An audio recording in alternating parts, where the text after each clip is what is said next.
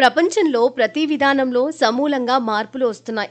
ఏది నిన్నటిలా ఉండటం లేదు, ఉంచడం లేదు. సరికొత్త ఆలోచన విధానంతో సమూలంగా జీవన సరళిని మార్చేస్తున్నారు ఆధునిక తరం. ఇలాంటి మార్పుల్లో వ్యవసాయాన్ని మట్టి లేకుండా చేయడం మహా విప్లవం. ఎలాగో, ఏమిటో, ఎందుకో మీరే చూడండి.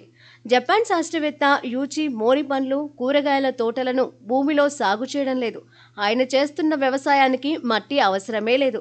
మట్టికి బదులుగా మనుషుల మూత్రపిండాల చికిత్స కోసం రూపొందించిన పారదర్శకమైన సూక్ష్మ రంధ్రాలు ఉండే పాలిమర్ ఫిల్మ్స్ ఉంటే చాలు.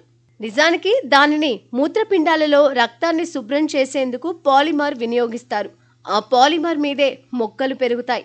నీటిని, పోషకాలను నిల్వ చేసి మొక్కలకు అందించేందుకు ఆ ఫిలిం ఉపయోగపడుతుంది. ఈ టెక్నాలజీతో ఎలాంటి వాతావరణంలోనైనా కూరగాయలు సాగు చేయడంతో పాటు సంప్రదాయ వ్యవసాయం కంటే 90% తక్కువ నీటితోనే పంటలు పండించవచ్చు, మెరుగైన దిగుబడులు సాధించవచ్చునని ఈ శాస్త్రవేత్త చెబుతున్నారు.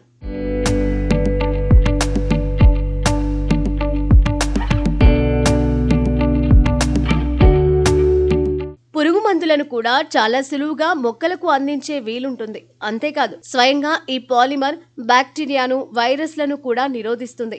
కూలీల కొరత, పరిమిత సాగు భూమి ఉన్న జపాన్ వ్యవసాయ రంగంలో ఎలాంటి విప్లవాత్మక మార్పులు వస్తున్నాయో చెప్పడానికి ఇదొక ఉదాహరణ.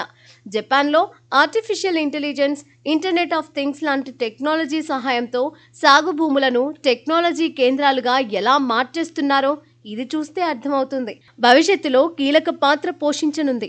నీటి వాడకం ప్రస్తుత స్థాయిలో సాగితే 2050 నాటికి పంటల దిగుబడులు 45% తగ్గిపోతాయని నీటి వనరుల అభివృద్ధి మీద ఐక్యరాజ్య సమితి ఈ ఏడాది విడుదల చేసిన నివేదిక హెచ్చరించింది. యూచి మోరి అనుసరిస్తున్న సాంకేతిక సాగు విధానాలు జపాన్లోని 150 ప్రాంతాలతో పాటు UAE లాంటి మరికొన్ని దేశాల్లోనూ ఇప్పటికే అమలవుతున్నాయి. ముఖ్యంగా సునామీ, భారీ భూకంపాలు, 2011లో సంభవించిన అణు ప్రమాదాల కారణంగా వ్యవసాయ భూములు నిస్సారంగా మారిన ఈశాన్య జపాన్లో ఈ విధానం అల్టర్నేటివ్గా ఉపయోగపడుతుంది. ఓ పక్క ఇదిలా ఉంటే మరో పక్క రోబో ట్రాక్టర్ కూడా కనిపెట్టి వాడేస్తున్నారు.